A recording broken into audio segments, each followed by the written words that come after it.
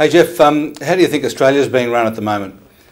I'm actually looking for a sort of a comment about the net. On the one side, we've got the carbon tax, minerals resource tax, changes to the Fair Work Australia laws. But on the other hand, you know, the economy's going okay, and the government seems to be preparing to go back into surplus on its own budget. So how do you net that out?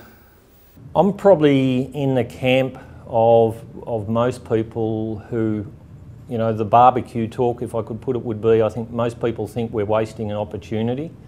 I think most people understand that much of our current performance is actually good luck, and that could disappear quickly. And I think the extent to which the economy is going well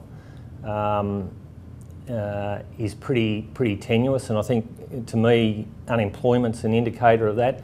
The issue driving the economy in lots of ways at the moment, in my mind, is not the unemployment level, but the fear of unemployment.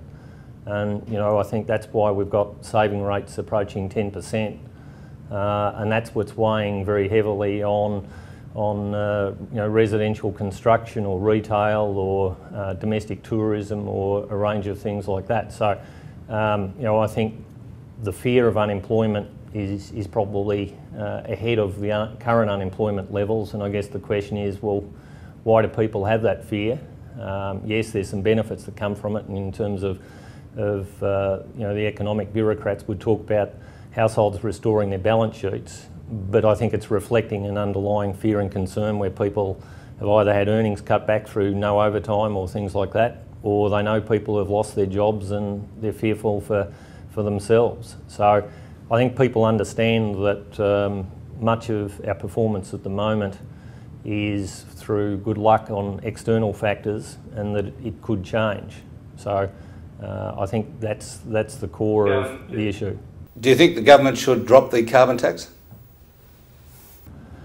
I think I've been clear for a long time. I think Australia was getting ahead of the world in the carbon tax. We did a lot of work as a steel industry and ended up, I think, with a satisfactory approach where the government recognised the specific circumstances of the steel industry and had a sectoral approach. So, you know, I commend them for that.